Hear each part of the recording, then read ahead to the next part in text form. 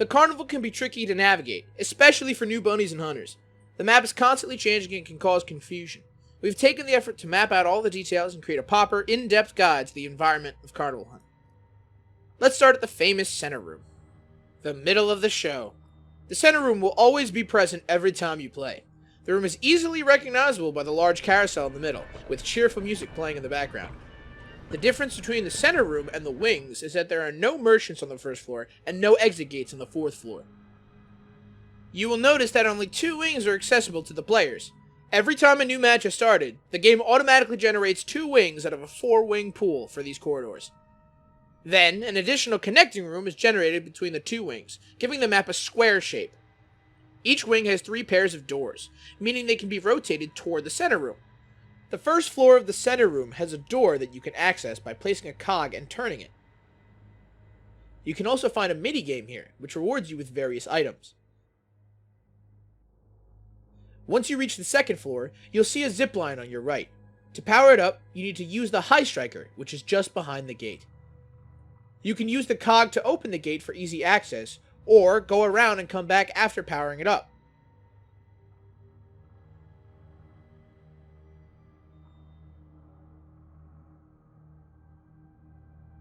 The zipline on the third floor is in the same place as on the second floor. The high striker is again blocked by a gate, but you can access it more easily here, since there is no need to go all the way around. The final floor has one feature that sets it apart from the other wings. There are no exit gates. So on the final floor, you will only be able to escape through one of the other 2 wings.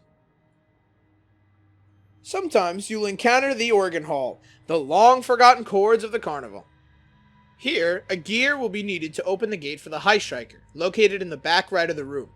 This room is very open, so there are both advantages and disadvantages. Always keep your eyes and ears sharp in your surroundings. The magician can easily snatch you with his hat from one of the upper floors if you're not careful. On the second floor, there will be a cannon, and either a tightrope or a gate that can take you to it. If the map generation allows it, you don't even need to open the gate, and can take a long route to reach the cannon instead. On the third floor, here you can find another high striker, again locked behind a gate.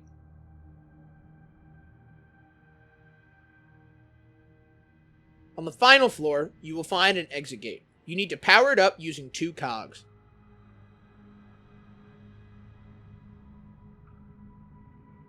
Other times, you will find yourself in the performance hall, a place of talent and excitement. Here, you will find a high striker locked behind a gate. If you wander off a little, you can find the backstage area of the performers. On the second floor, there's a kitchen area and a small hallway that leads downstairs. If you find a gear, you'll be able to open a shortcut for your friends on the first floor. In front of the room will be a double staircase that requires 2 cogs to fully open.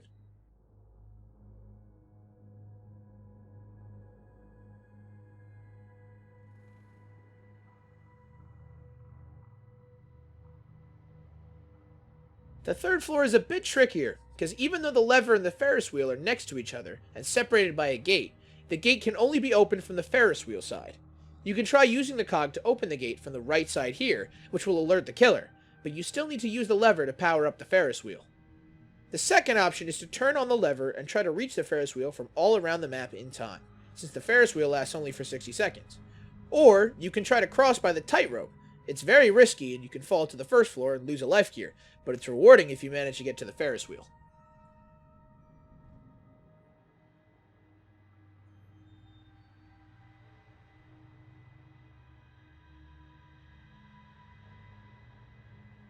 Then sometimes you will find yourself in the badly aged amusement hall, where fear will be the fuel to victory.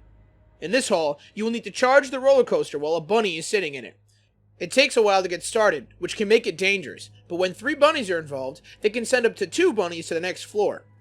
There is a cannon behind the gate on the second floor, which means you will need 1 cog to open the gate to get access to the cannon. To reach the final floor, power up the high striker behind the gate and use the zipline. You can use the cog on the third floor to open a gate that leads to the second floor, allowing your teammates to reach it easily. On the final floor, you will find an exit gate. You need to power it up using 2 cogs. Then the circus lobby, a favorite to some and a place of home. The circus is where the audience can watch the show.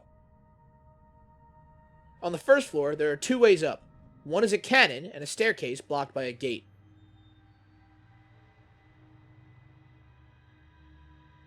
On the second floor is a staircase that leads to a small part of the third floor.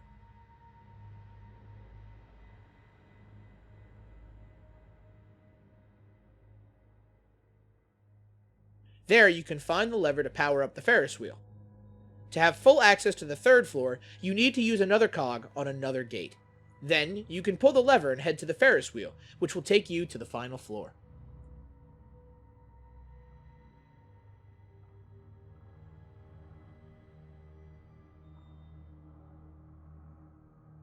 Small rooms are corridors, which connect the wings.